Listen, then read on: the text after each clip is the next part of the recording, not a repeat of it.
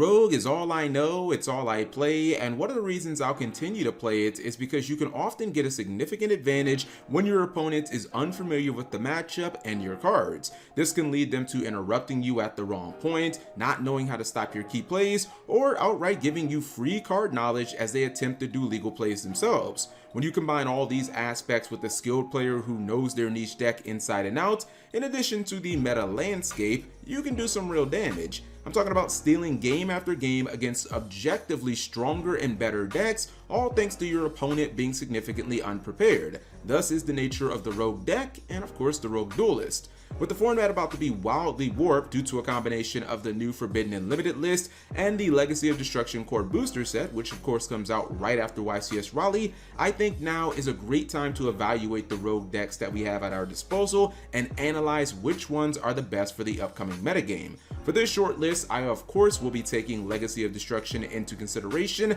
however nothing past that will be included as the next Battles of Legends won't be available until mid-July. Without further ado, these are your top 5 Rogue decks for the April 15th, 2024 Yu-Gi-Oh format. Number 5, Melodious, one of my favorite fusion archetypes from the Arc V era, which ironically didn't even start as a fusion deck because Yuzu didn't actually know how to fusion summon until Sora taught her how to, is finally going to be playable from a competitive standpoint. Melodious is getting a nice batch of Legacy support and Legacy of Destruction, which basically turbocharges all of the old cards. It turns Ostinato into not only a 1-card full combo that ends on multiple disruptions against your opponent's graveyard and field, but also nets you a boatload of card advantage. This combo includes the old setup that combined Arya and Elegy to make all your special summon Melodious monsters untargetable and indestructible via battle and card effects, which for this specific play is going to be all of them. Melodious is definitely the textbook definition of a big combo deck. However,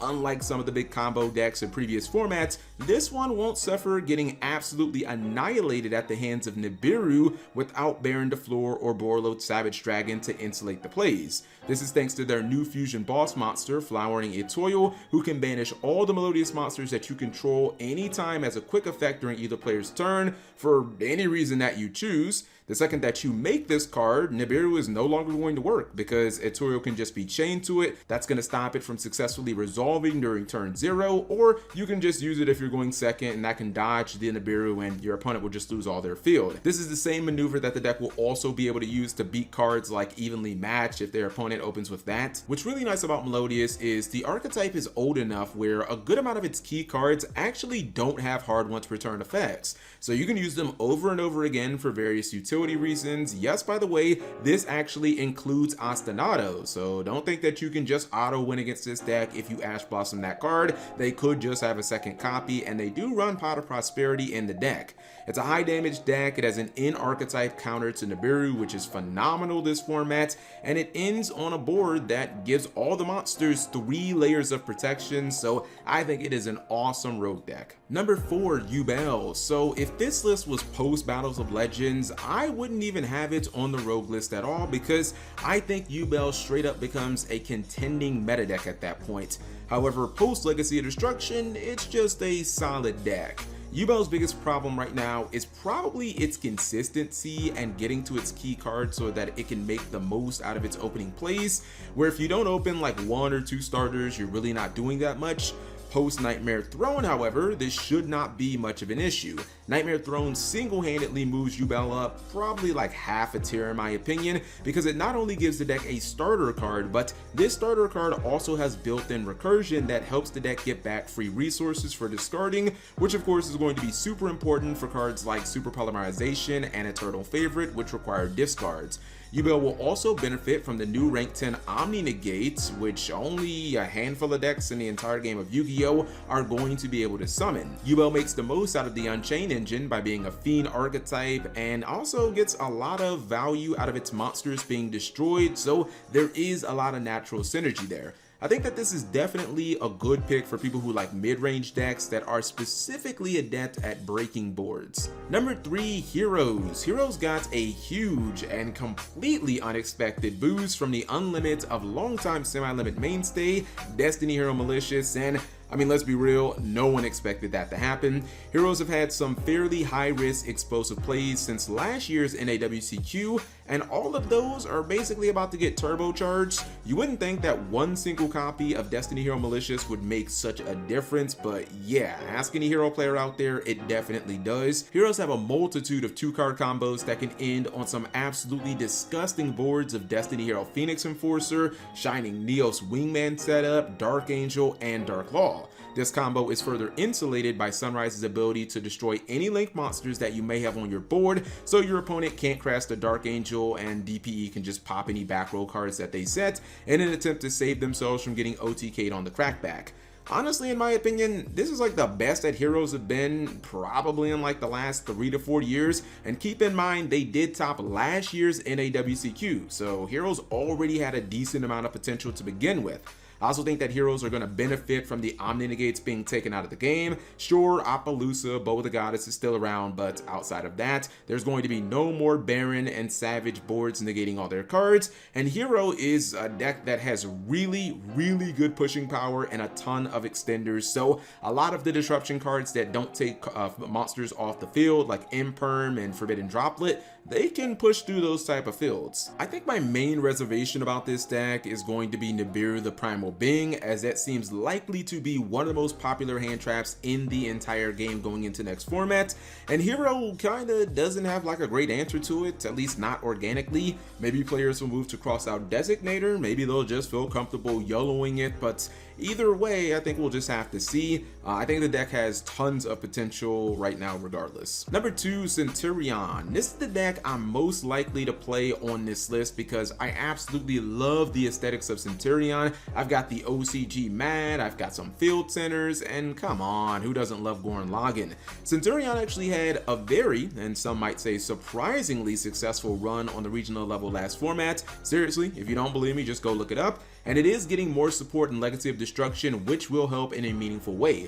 Arcolia, their new synchro monster, gives the deck a better turn 1 setup objectively, which can immediately search them any Centurion card that you want rather than having the RNG draw with Legacia, which by the way doesn't actually even work if you use Prosperity during that turn. This search can get them instant access to disruption like Phalanx and Awakening, which that card is specifically crucial if you're going first post side deck so you can counter things like, I don't know, Cosmic Cyclone. Arcolia also fixes the Bestial problem that this deck has, where people would often wait until the end phase and they'd chain a Bestial to Legacia's effect. However, that's not going to work with Arcolia because the card places from the graveyard or the banishment pile, so that's not going to stop her effect, and it won't stop the Centurion player from getting set up to do their plays during the opponent's turn. Also, let's face it, by hook or by crook, they got to keep Hot Red Dragon Archfiend King Calamity for another run and another format. This card is all but an FTK when it resolves against mid-range and combo decks, and it just steals games that you really don't have to work for. If your opponent doesn't have specifically Forbidden Droplet, a lot of times they just lose on the spot. So I think Centurion is in a really good position. The deck has always had a bunch of space for non-engine and can easily incorporate the likes of up to 18 hand traps in the main deck. Of course, you can opt into playing the Horus cards or Kashtira Fenrir as other disruptions. One of the things that I really like about Centurion is that it doesn't inherently need to play into Nibiru, as its main combos are achieved in 4 summons, and I think that just being able to do a combo that can potentially skip your opponent's turn or end on a really big Omni Negation and Blazar Dragon under 4 summons is something that cannot be underestimated. And number 1, Sky Strikers. So this feels like a very bold pick, which means that either I am going to be really right or really wrong.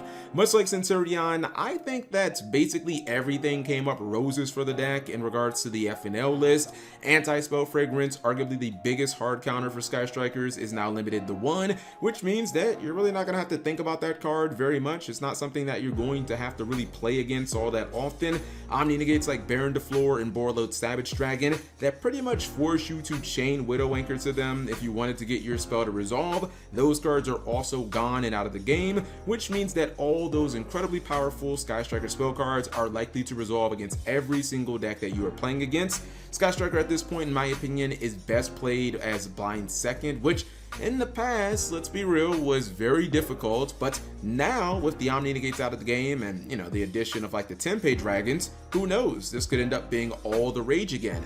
Sky Striker rarely summons more than 5 times in a turn, so the deck is almost always like Nibiru proof, not a card you're going to have to worry about.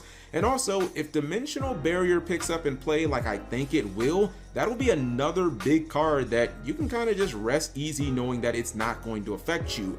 Engage into Engage was always broken, I don't care what anyone says, but now Engage into Engage is back on the table, and let's be real, once you resolve that, you pretty much just win the game on the spot unless your opponent just cheeses you with some burn damage or something crazy like that. I think that we are finally going to learn if Sky Striker is quote-unquote power crept. People who know me know that my opinion is that the archetype is not power crept, because the last time we thought Sky Striker was definitively power crept, it did randomly win a YCS off the back of Mystic Mind. So who knows, maybe Sky Striker will once again shock the world and do something crazy. I guess we will find out very, very soon. Anyways, that is my list. I want to know what you guys thought of it, and if I missed some decks, or you feel like the order is out of whack, or you just feel like something on the list definitely shouldn't be there, leave it all in the comment section below. Thank you guys for watching as always.